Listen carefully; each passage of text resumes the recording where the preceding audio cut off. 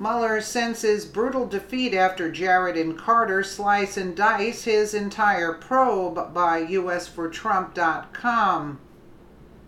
Sean Hannity has a power team of pundits. On the Sean Hannity show last night, they analyzed the Mueller probe down to the details that will end the witch hunt once and for all. It's happening. Sarah Carter, our favorite honored investigative journalist, was there, as well as David Schoen, criminal rights defense attorney, and Greg Jarrett, Fox News' legal analyst. And wow, what they have to say will leave you with a smile and hope in your heart for this great country. It's not just a constitutional crisis, it's also a beatdown to the entire Mueller probe. The expanse of powers are possibly illegitimate. First, Hannity compares what Judge Ellis did on Friday during the Manafort case to the scathing dissents of the great Anthony Scalia, Supreme Court Justice. Moreover, Hannity says this is a far bigger beatdown to Robert Mueller than anything Scalia had rebuked.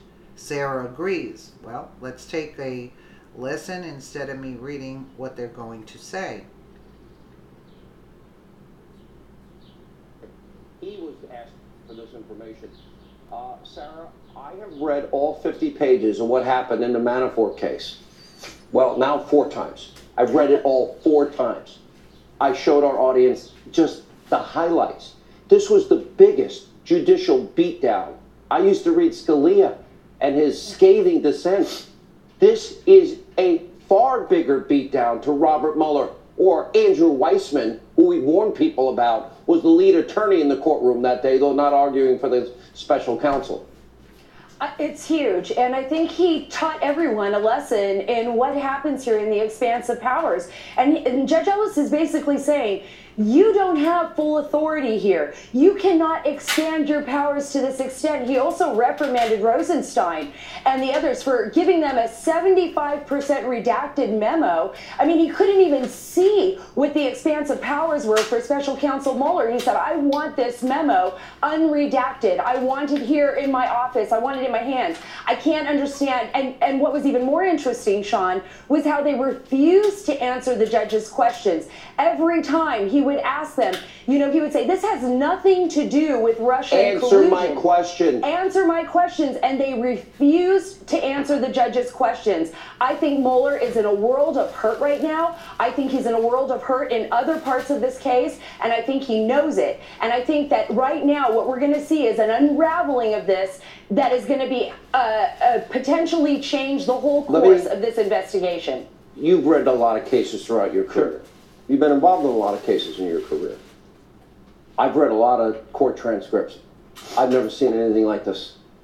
It was a withering examination of Mueller and his team, and it was gratifying to actually see the judge pierce the veil of the sham that Mueller has perpetrated, because Mueller's only authority is to investigate Trump-Russian collusion and any evidence arising therefrom. Well, the charges against Manafort didn't arise therefrom. To put the screws to them. Right. So basically, they only charged them as... Right. This is 2005. To get him to sing. And he used the word sing. Get him to sing. Right. But be careful, he may compose. What does compose mean? He'll say anything to get out of trouble. It's suborning perjury, and prosecutors do it all the time. They get witnesses to lie because they threaten those witnesses.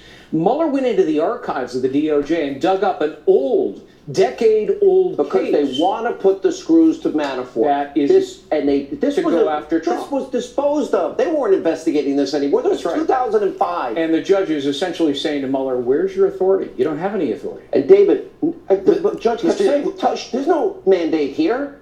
This is not part of the mandate. And the dates mean something. They literally raided this guy's home in the early morning, and then they got permission from Rosenstein. It was the 26th of July on the raid. It was August 6th when Rosenstein expands the mandate. Sorry, wrong order. That's not how it works.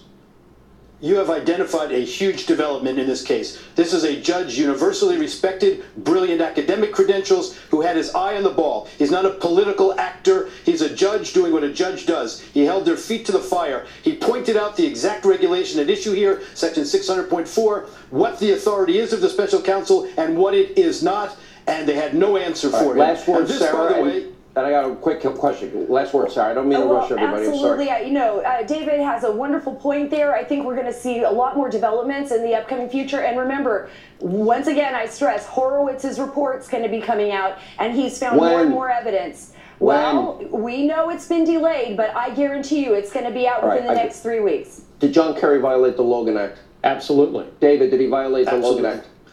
Absolutely. Yes. No question about it. Okay. It's the definition of every factor. Look at what they said about Michael Flynn. This is so far worse. That's right.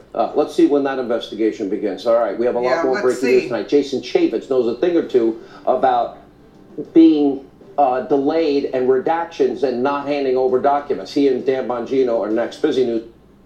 Yeah. Let's see what happens. Because, again, I'm glad the judge called him out. And Mueller's looking like the fool anyway now at this point. I mean, he should just pack it in, if you ask me. And Kerry should be prosecuted also, along with Mueller, for ripping the taxpayers off for this bogus, and not only for the taxpayer money, for upsetting all the Trump supporters and voters and other people in this country. Let me know what you guys think in the comments below. And again, thank you so much for watching.